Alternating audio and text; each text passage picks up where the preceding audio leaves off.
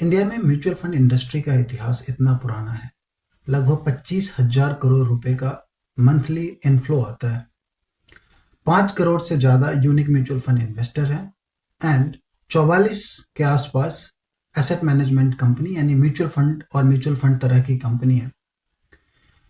इतना rich history होने के बावजूद भी कुछ प्रोमिनेंट क्वेश्चंस हैं म्यूचुअल फंड इन्वेस्टिंग को लेके, जैसे कि एक इन्वेस्टर को कितने म्यूचुअल फंड स्कीम में इन्वेस्ट करने चाहिए। क्या एक से ज्यादा म्यूचुअल फंड स्कीम में जब कोई इन्वेस्टर इन्वेस्ट करने का डिसीजन लेता है तो उसको एक ही म्यूचुअल फंड कंपनी के अलग अलग स्कीम में इन्वेस्ट करना चाहिए या फिर अलग अलग म्यूचुअल फंड कंपनी के स्कीम्स में इन्वेस्ट करना चाहिए। किसी इन्वेस्टर को large cap, mid cap, small cap, flexi cap, index fund, balance fund, इन सब फंड्स के बीच में कौन सा फंड्स चूज करके इन्वेस्ट करना चाहिए। Hi, my name is Roshan Ray. I welcome you to my channel mind your money. मैं इस चैनल पे पर्सनल फाइनेंस और इन्वेस्टिंग से रिलेटेड टॉपिक्स पे वीडियो रिलीज करता हूँ और उसी सीरीज में आज का वीडियो है। So please consider subscribing to this channel for upcoming videos. चलिए आगे बढ़ते हैं और एक एक करके इन सवालों को समझने की कोशिश करते हैं। पहला सवाल यह है कि एक म्यूचुअल फंड इन्वेस्टर को कितने म्यूचुअल फंड स्कीम में इन्वेस्ट करने चाहिए। पॉइंट ये नहीं है कि सही आंसर क्या है या फिर मैं अपना पॉइंट ऑफ व्यू आपको बताऊं कि मेरे एक्सपीरियंस में, मेरे पॉइंट ऑफ व्यू में क्या सही आंसर है। एक पॉइंट ये है कि मैं जो भी आपके साथ शेयर करूंगा उसके पीछे मेरा लॉजिक क्या है, रेशनल्स क्या है, तर्क क्या है, आप उस बात को समझे ताकि आपका जो डिसीजन मेकिंग का प्रोसेस है म्यूचुअल फंड इन्वेस्टमेंट को लेके वो बेहतर हो। जो हमारा पहला क्वेश्चन है कि एक म्यूचुअल फंड इन्वेस्टर को कितनी म्यूचुअल फंड स्कीम में इन्वेस्ट करना चाहिए, इसका आंसर कई बातों पे डिपेंड करता है। जैसे कि कोई भी इन्वेस्टर कितने टाइम से इन्वेस्ट कर रहा है, या वो कोई बिल्कुल ही नया इन्वेस्टर है, वो कितना पैसा इन्वेस्ट कर रहा है म्यूचुअल फंड के थ्रू, एसआईपी के जरिए इन्वेस्ट कर रहा है या लमसम अमाउंट इन्वेस्ट करता है जब कभी भी उस इन्वेस्टर को मार्केट में अच्छी अपॉर्चुनिटी दिखती है इन्वेस्टमेंट के लिए। सो इन सारी बातों पे डिपेंड करता है कि कितने स्कीम्स में इन्वेस्ट करना चाहिए, एक से ज्यादा म्यूचुअल फंड कंपनी के अलग अलग स्कीम में इन्वेस्ट करना चाहिए। But regardless of answer to any of this questions, एक चीज तो बहुत ही क्लियरली मैं कहना चाहूंगा कि चाहे कोई इन्वेस्टर कितना भी पैसा इन्वेस्ट करता हो, किसी भी तरीके से इन्वेस्ट करता हो, लमसम या एसआईपी, एक से ज्यादा म्यूचुअल फंड स्कीम में डेफिनेटली इन्वेस्ट करना चाहिए। सारा पैसा एक म्यूचुअल फंड स्कीम में ही इन्वेस्ट बिल्कुल ही नहीं करना चाहिए। अब जब मैं एक से ज्यादा म्यूचुअल फंड स्कीम कह रहा हूं, इसका यह भी मतलब नहीं है कि कोई 5,000, 10,000, 20,000 या 50,000 की अगर एसआईपी करता है तो उसको 5-10 अलग अलग म्यूचुअल फंड स्कीम्स में इन्वेस्ट कर देने चाहिए। 2 से 3 फंड किसी भी small to medium and even large size investor के लिए काफी होता है। लेकिन जब अब मैं 2 से 3 म्यूचुअल फंड स्कीम्स कहता हूं तो जो हमारा दूसरा क्वेश्चन है, क्या वो 2-3 म्यूचुअल फंड स्कीम्स एक ही म्यूचुअल फंड कंपनी के होने चाहिए या अलग अलग, और अगर अलग अलग कंपनी के होने चाहिए तो किस तर्क के बेसिस पे, क्या लॉजिक है और क्या सिलेक्शन क्राइटेरिया हमें होना चाहिए। So let's discuss that.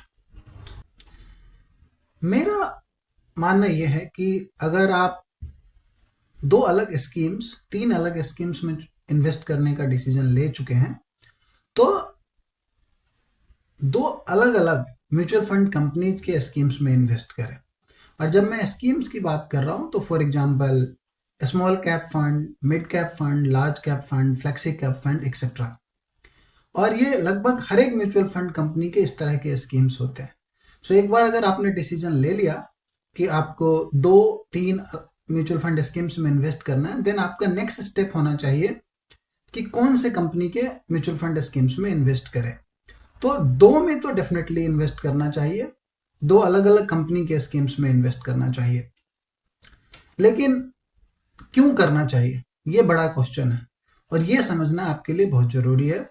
सो मैं इसको एक अलग पर्सपेक्टिव से आपको समझाने की कोशिश करता हूँ, और वो पर्सपेक्टिव है फंड्स के परफॉर्मेंस का, कि किस तरह का रिस्क आप मैनेज करते हैं अगर आप दो अलग अलग कंपनीज, म्यूचुअल फंड कंपनीज के स्कीम्स में इन्वेस्ट करते हैं। तो इसको आप ऐसे समझिए कि कोई भी म्यूचुअल फंड कंपनी या फंड मैनेजर का जो इन्वेस्टिंग स्टाइल होता है, इन्वेस्टिंग फिलॉसफी होती है, वो एक दूसरे से अलग होता है, और वो अपने उस इन्वेस्टिंग फिलॉसफी के बेसिस पे स्टॉक सिलेक्शन करते हैं अपने म्यूचुअल फंड स्कीम्स के लिए, और ये डिफर करता है fund to fund, companies to companies.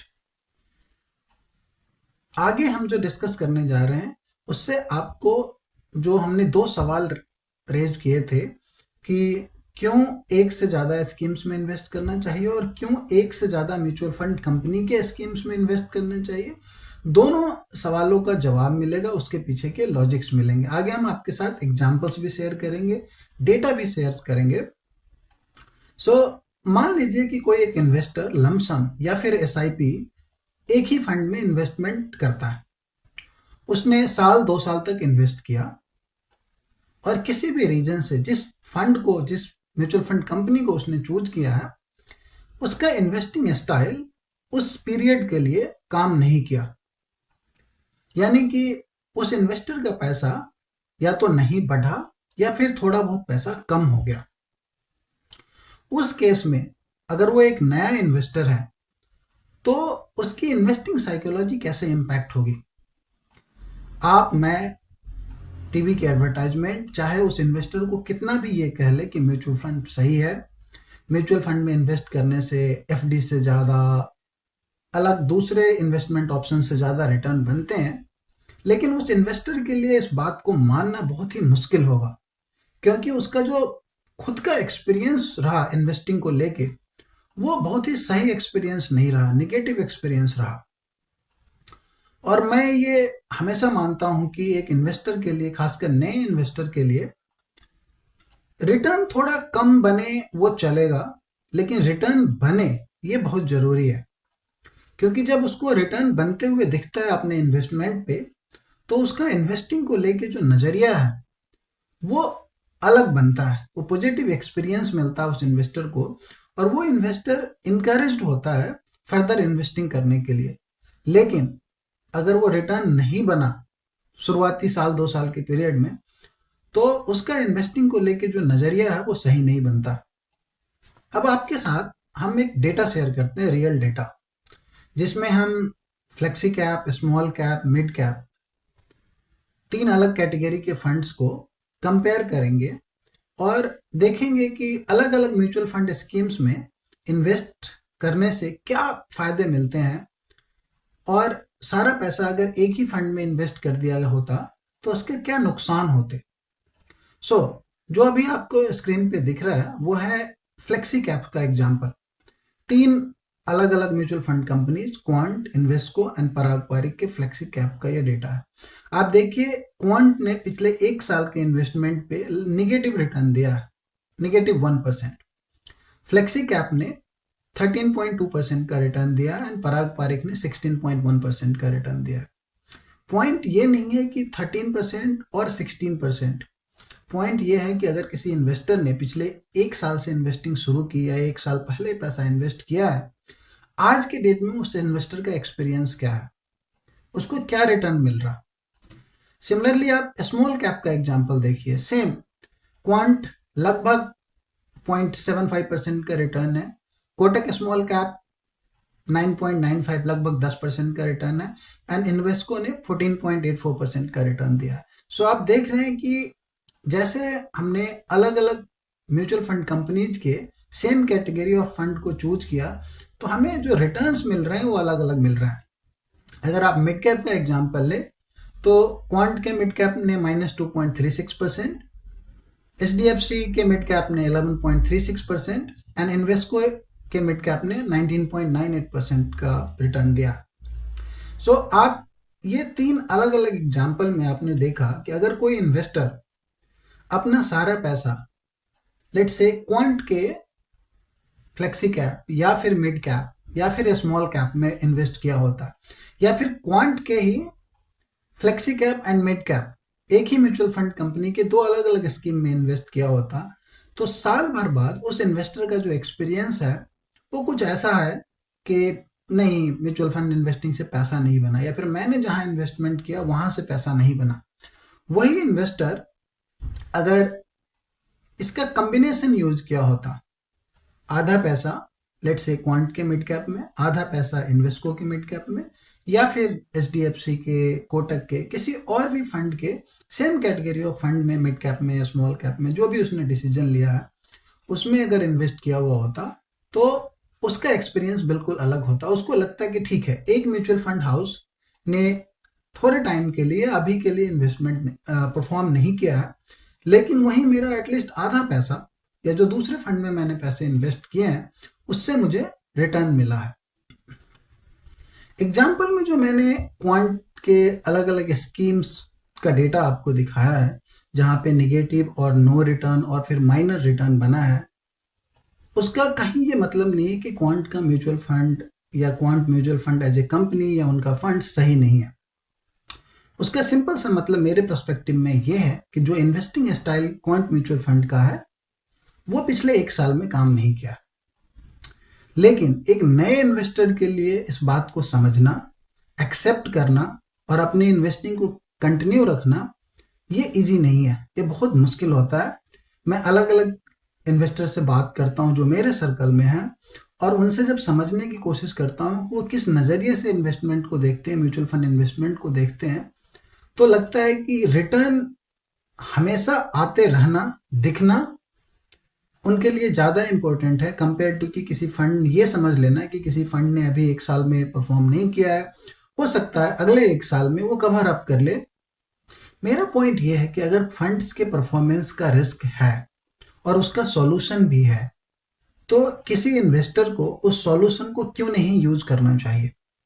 सो आपने देखा, प्रॉब्लम है, उसका सॉल्यूशन भी है, तो एज एन इन्वेस्टर डेफिनेटली आपको उस सॉल्यूशन को यूज करने के बारे में सोचना चाहिए। और साथ में एक चीज मैं और क्लैरिफाई करना चाहूंगा कि लगभग जितने भी फंड्स का मैंने एग्जांपल्स यहाँ पे लिया है, हर एक म्यूचुअल फंड कंपनीज का ये ऑब्जेक्टिव होता है और वो पूरी कोशिश करते हैं कि उनके इन्वेस्टर को पैसा बने, वो पैसा बना के दे।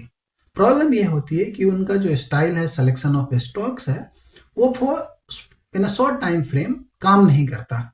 बस इतनी सी बात होती है। बट स्टिल जब आपके पास सॉल्यूशन है तो आपको उस सॉल्यूशन के बारे में सोच के उसको यूज करना चाहिए। अगर आप इसको थोड़े और समझने की कोशिश करेंगे कि पर्टिकुलर म्यूचुअल फंड कंपनी के ज़्यादातर फंड्स ने पिछले एक साल में या जो भी टाइम पीरियड हमने चूज किया है उसमें परफॉर्म नहीं किया है, तो उसके पीछे आपको बहुत ही क्लियरली ये दिखेगा कि उनका जो स्टॉक सिलेक्शन है या जिस माइंडसेट के साथ, जिस फिलॉसफी के साथ वो काम करते हैं, वो काम नहीं किया है। और दूसरा उनका स्टॉक सिलेक्शन। सो ये देखिए, ये क्वांट के small cap, mid cap and flexi cap fund का टॉप होल्डिंग्स है आज के डेट में, मार्च एंड में जब हम बात कर रहे हैं।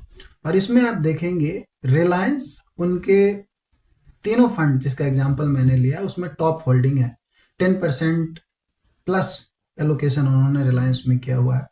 जियो financial services, Adani enterprise, Adani power, Aurobindo pharma, जिसको मैंने अलग अलग कलर के साथ आपको दिखाया है कि ये ओवरलैप करते हैं। एक फंड में जो स्टॉक्स है वही दूसरे, उसी म्यूचुअल फंड कंपनी के दूसरे फंड्स में भी स्टॉक्स हैं। सो अगर आप क्वांट के ही मिड कैप में इन्वेस्ट करते हैं, क्वांट के ही स्मॉल कैप में इन्वेस्ट करते हैं, तो बहुत ज़्यादा फर्क नहीं पड़ने वाला है, क्योंकि उनका जो टॉप इन्वेस्टमेंट है वो लगभग एक ही तरह के स्टॉक्स में। और ये स्टॉक्स ओवरलैपिंग का प्रॉब्लम है, वो क्वांट के साथ नहीं है, हर एक म्यूचुअल फंड कंपनी के साथ है। ये इन्वेस्को का आप दूसरा एग्जांपल देखिए, इसमें आप देखेंगे चोलामंडलम फाइनेंस ओवरलैप्ड है, डिक्सन की ओवरलैपिंग है, बीएससी ओवरलैपिंग है, ग्लोबल हेल्थ, ट्रेंट, कोफोर्ज, जो टॉप होल्डिंग स्टॉक्स हैं उसकी ओवरलैपिंग होती ही होती है एक म्यूचुअल फंड कंपनी के डिफरेंट म्यूचुअल फंड स्कीम्स में। तो ये कोर प्रॉब्लम्स है जिसका सॉल्यूशन एज एन इन्वेस्टर ये आप समझ सकते हैं कि आपको मल्टीपल म्यूचुअल फंड कंपनीज के स्टॉक्स में इन्वेस्ट करना है, एक से ज़्यादा म्यूचुअल फंड स्कीम्स में इन्वेस्ट करना है, एंड वो जो सिलेक्शन ऑफ स्कीम्स हो वो डिफरेंट म्यूचुअल फंड कंपनीज के होने चाहिए। साथ में मैं एक चीज और हाईलाइट करना चाहूंगा कि आप कभी भी रेगुलर प्लान में इन्वेस्ट ना करें, डायरेक्ट प्लान में इन्वेस्ट करें। और अगर आपको ये जानना है कि मैं ऐसा क्यों कह रहा हूं कि आपको डायरेक्ट प्लान में इन्वेस्ट करना चाहिए, तो मैंने एक वीडियो बनाया है जिसका लिंक मैं डिस्क्रिप्शन में दूंगा, उसको आप देख सकते हैं। आपको समझ में आएगा कि डायरेक्ट और रेगुलर प्लान में इन्वेस्ट करने के क्या डिफरेंसेस हैं और क्यों मैं डायरेक्ट प्लान में इन्वेस्ट करने के लिए सजेस्ट कर रहा हूं। अगर आपके कोई अपने थॉट्स हैं जो इससे मैच करते हैं, मेरे पॉइंट ऑफ व्यू से नहीं भी मैच करते हैं, तो प्लीज कमेंट बॉक्स में हमें बताएं। एक डिस्क्लेमर के साथ इस वीडियो को एंड करना चाहूंगा कि मैं जिस किसी भी म्यूचुअल फंड कंपनी का एग्जांपल लिया यहाँ पे आपको दिखाने के लिए, ना ही मैं उनको प्रमोट कर रहा हूँ, ना ही उसमें से किसी भी फंड को डिमीन करने का मेरा कोई पर्पस है। इनफैक्ट जिस क्वांट म्यूचुअल फंड को मैंने ये डेटा में हमें दिखा कि उन्होंने परफॉर्म नहीं किया है पिछले 1 साल में, उसमें एज ऑन डेट भी मेरा इन्वेस्टमेंट है। सो ये डिस्क्लेमर है मेरे तरफ से। Thank you so much for watching. Please consider subscribing to this channel. And अगर आपको लगता है कि ये इन्फॉर्मेशन वैल्यूएबल है, किसी और के साथ आपको शेयर करना चाहिए, तो प्लीज शेयर करें। Thank you.